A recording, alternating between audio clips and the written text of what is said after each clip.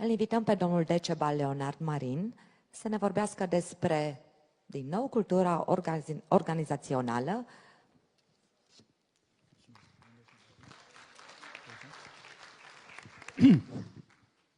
Bună ziua!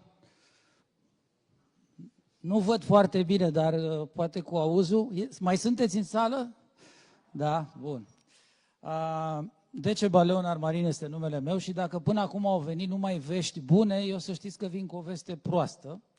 Vestea proastă o să o aflați la sfârșitul prezentării mele, dar o să o simțiți pe parcurs, pentru că spre deosebire de lucrurile minunate pe care le facem de obicei în companie, astăzi o să ne dăm seama împreună de cât de multe lucruri nu facem în companie când vine vorba de cultura organizațională.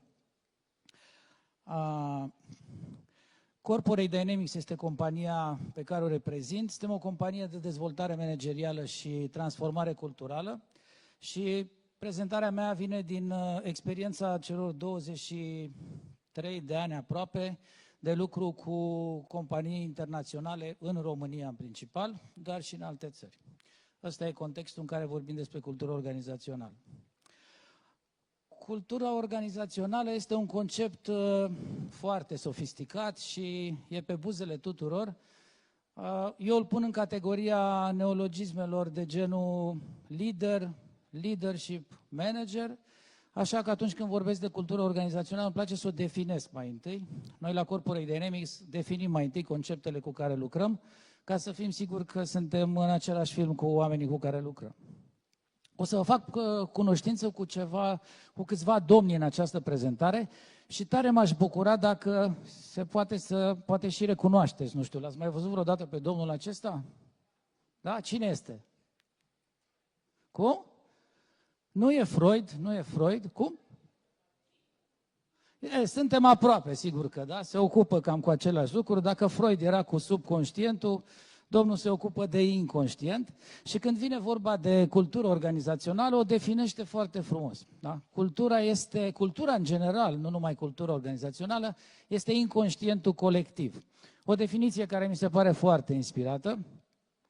Pentru a ajunge însă la cultură organizațională trebuie să mai facem cunoștință cu un domn. Pe domnul acesta îl cunoașteți oare? Din păcate a decedat în 2023, da? Este foarte cunoscut în lumea consultanților de management, este profesorul Edgar Schein, de la care avem o definiție foarte, foarte inspirată, mi se pare, a culturii organizaționale. Adică, prin cultură, înțelegem suma tuturor învățăturilor pe care le are un grup, acum poate să fie un trib, poate să fie o țară, poate să fie un popor, poate să fie o organizație, pe care le-a dezvoltat de-a lungul timpului pe măsură ce a rezolvat diverse provocări interne și externe. Asta ne spune domnul Schein legat de cultura organizațională. Titlul prezentării mele este Cultura organizațională mai mult decât facem noi lucrurile pe aici. Asta între ghilimele, pentru că am văzut că și în România acum e curentul ăsta, au apărut și scriitori și cărți care rezumă cultura organizațională la comportamente și au o abordare simplistă și comportamentală. Asta e vestea proastă, că nu o să fie simplu când vorbim de cultură organizațională.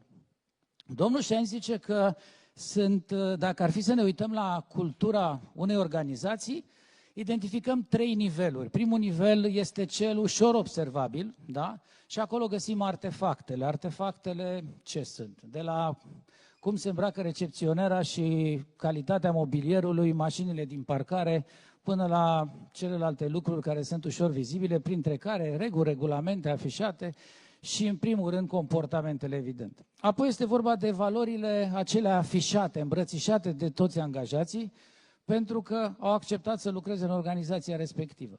Și mai jos, așa puțin, se află valorile intime, credințele intime ale fiecăruia. Știți, câteodată se întâmplă că eu, acasă, în familia mea, am niște credințe, niște valori, care nu se potrivesc în totalitate cu valorile angajatorului meu. Dar facem cumva să fie bine, ca să zic așa.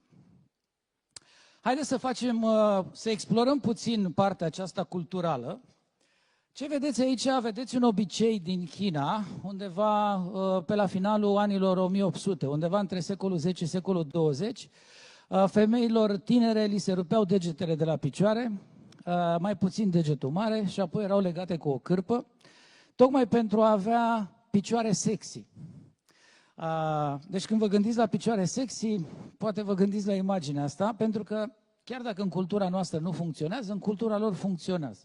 Știți de unde vine? De la faptul că oamenii care trăiau la țară, aveau tălpile foarte mari.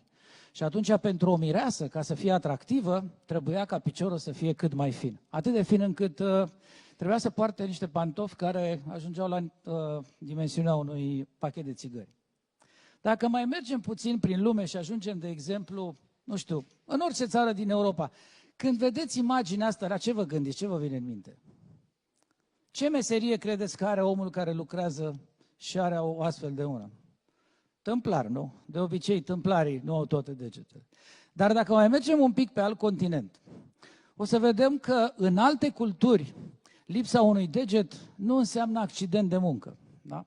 De exemplu, în Noua Guinee, în momentul în care un bărbat se căsătorește cu o femeie, își taie un deget de la mâna dreaptă și îl dăruiește soției viitoare în semn de, nu știu, de respect și totodată de cum îi zice la noi când pleci cu sacoșa și cu plapuma și cu...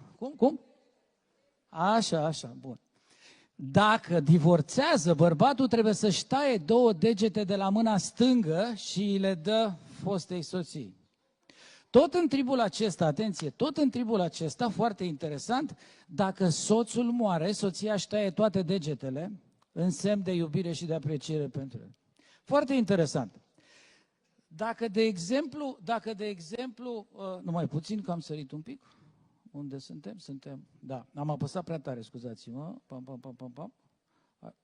Oare ce am făcut? Invers. Am emoții. Oare în ce direcție trebuie să merg? Nu, invers.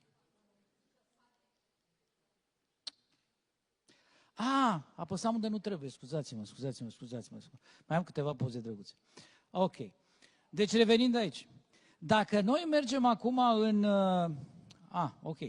Dar dacă mergem înapoi la această fotografie și mergem câțiva kilometri mai sus de Brașov, o să dăm de o altă cultură. O să dăm de cultura unor oameni care lucrează într-o fabrică și unde există o presă de îndoit tablă și unde mai mulți oameni au avut câteva accidente de muncă pe durata a 6 luni. Toate la aceeași presă, toate la degetul mic, de la o mână sau de la alta. În cultura respectivă, oamenii cum au rămas fără degetul mic ăla, știți, cu unghia, cu sare și piper, cum se poartă, am mai văzut pe la diversi oameni. Ei au aflat că în România se dau 3 salarii medii pe economie pentru vătămările astea permanente, în urma unui accident de muncă. Dacă ar fi să ne uităm la o astfel de mână din România, probabil că nu am înțelege cultura locului respectiv de muncă, așa cum nu înțelegem nici cultura probabil a oamenilor care trăiesc undeva în Noua Guinee. Venim mai aproape de Brașov, mergem un pic mai sus spre Târgu Mureș și acolo întâlnim o cultură foarte interesantă. Nu știu dacă știți, probabil că i-ați văzut pe stradă, gaborii. Gaborii sunt concetățenii noștri, mustața și pălăria îi recomandă. Ce vedeți aici? Vedeți primul magazin Fashion Gabor din Style Gabor din România. Aici sunt chiar eu, când am trecut odată prin fața magazinului, l-am cunoscut pe Tibi, care este mândru proprietar. Nu știu dacă știți istoria gaborilor, dar și au o cultură foarte interesantă. Îi recunoști după mustață, costum negru, geacă de piele și pălărie, foarte important. Când Transilvania era condusă cu ceva timp în urmă, pe la 1700, cred că, 713, era condusă de Bethlen Gabriel, adică Bethlen Gabor. El a dat un edict prin care a eliberat țiganii din Transilvania. Și de atunci, în semn de respect, îi poartă numele. Dacă vă uitați în Dex, Gabor înseamnă țigan sau Gabor înseamnă asta în Transilvania. La noi, acolo în sud, la Mitici, la București, înseamnă polițist, gardian, sublocotenent care păzește